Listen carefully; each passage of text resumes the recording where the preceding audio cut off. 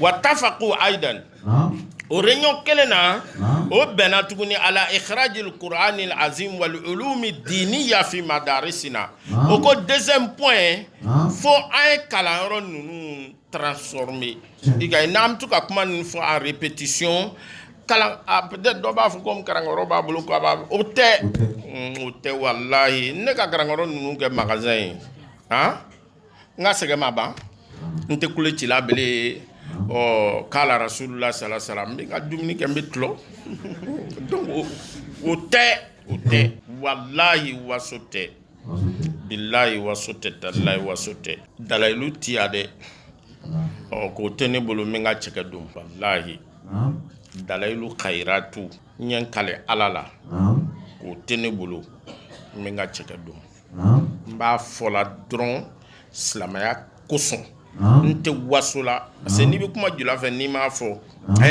ale te balla karangoron na le aba fa na na ndewi o wono lele fo nte balla karangoron na le ne bi balla ni ka koloshili ne karamo che guno min dia mi balla no lele wallahi ni karamo den kalante parce ni demson kala souffre bi sege ni ko ki be veille trop soma kata do classe la be traumatisé albi ne be kurdi nyaani na ala fa kan nin tige kan to kurdi la nyu na ala fe nte metin dabla anna shikal fana la ka shidia kon korola anni mina mo tan le temps compte mais c'est la continuité jusqu'à à ma mort ngoni yo pakisien ni ala che sinon no te aywa amitara nyala avec femme donc au djana ka ni le ke ça dit ka se ka kurana sama ka bo kalangoro la ka slamaya loni sans parce que tant qu'il y a médersa ou bien franco-arabe qui existe, ils vont former des futurs théologiens qui vont sauvegarder l'islam. Donc il faut déraciner là-bas. Donc budget le voter là, Allahi, mais comment me faut là? Parce que ne comment faut je vais à la source. Parce que donc on a un renseignement général ou bien généraux à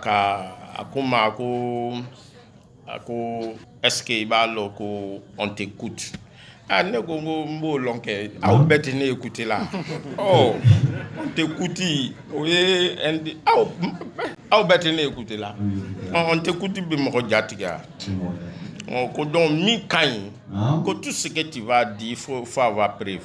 Voilà, que ce que je peux te dire. Voilà, alhamdoulilah nga femme. Albi alama anjemena.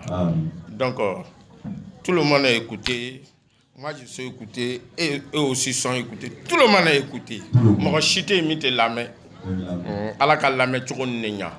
Donc, quand on sonne nous, wallahi, on a bien le voter.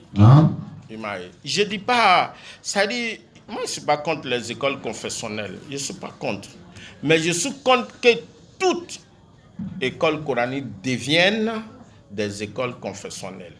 Parce que ni ne ba folum na karamo do kuma nima bayan na ala kele ne ba don quoi dore na na fana ko mais c'est savane là ko lui croit que on est comme lui un homme rétrogradé comme ça non veut évoluer imai donc imai mais ça dit wallahi hami al islam ne ka hami islam ali wallahi billahi ta'ala wallahi sari anga seka anga na tout quoi nasara o mayo sela na de do budget le voter là ka kalangoro beyelema yana be ke afola an nyana mimbe a réseau do la no bola kalama akone ma il dit mais est-ce que tu sais que vos écoles boutiques là va disparaître ndiminare il fait mon école comme boutique Dimina koro mba longo mais pourquoi tu peux dire ça? Il dit non, il faut te calmer l'imam.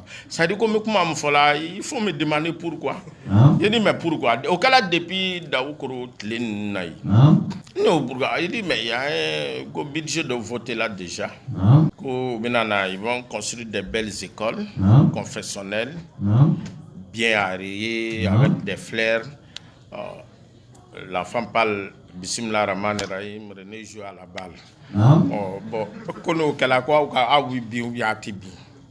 Ne ko ngo awbina free ne madala kambibi mais wallahi on nana kana soro melu be terrain ils sont faibles de mental.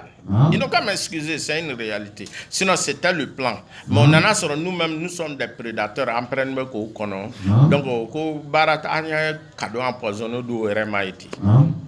Donc kasika slamaya bo fin kono. Wole ko so big kalanti kalantununa. Wallahi billahi tallahi parce que depuis ne wolola me kalana me mo kalana nya métier le mbalon wallahi sada en kunu kwa ya de cadeau qui est empoisonné mo ti bedi mo ma quoi Imam Ali ko do kini ni mo jala kini bedama il peut être ton ennemi nini mo kele la kini bekala il peut être ton ami manu ta ko jula ko ni ka li nene fona kunchi la libara ko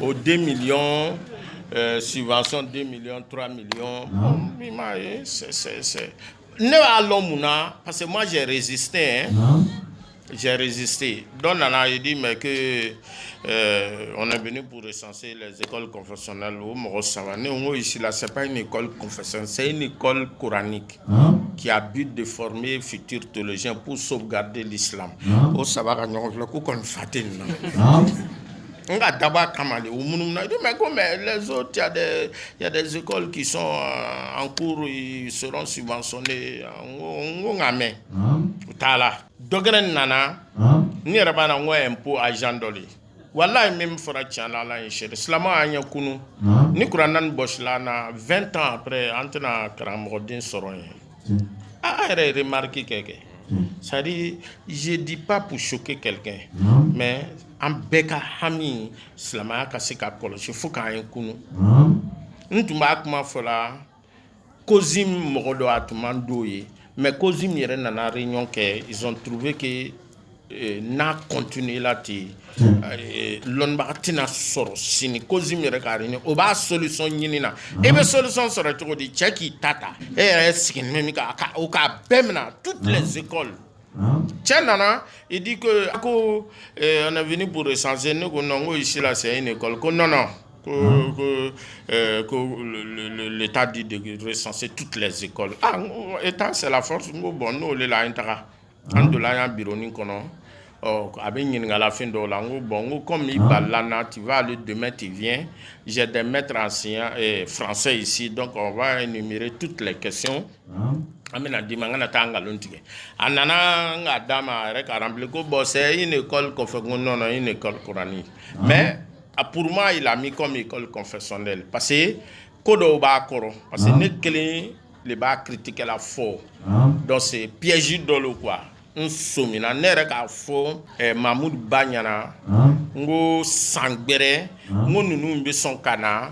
Ah bon, comme ton école, malgré qu'elle est petite, bon, les structures sont pas complètes, mais tu as eu la chance et t'as taré. Ngo besoin nanike. Bon, on n'est qu'un coup jabimi na fanam perla kakono. Mais amana keti. On nanani mouye wallahi menace. Ne ba wallahi ne le ba fala nyana. On nanako kana papier d'ordre mako. L'école doit payer des impôts. Dans une semaine, il m'a donné un impôt de robada. Au wardo teneku. Ne ka kalandron, demso mango même. Ajami nanangwa, il doit être dans paramètre quoi. Ngo ya fledjona no kai. Do kayo ka wole kana nana. Mais depuis quand une école coranique est bénévole qui paye l'impôt. Mais si je dois payer, je ne t'ai pas avisé, mais je me vois menacé là, fermer mon établissement. Il y a quoi? Il dit, ah non, bon, peut-être la cour doit avoir. Non, la cour n'a pas. Mais établissement à cour, c'est la même chose. Hein? Bon, il faut te rendre là-bas.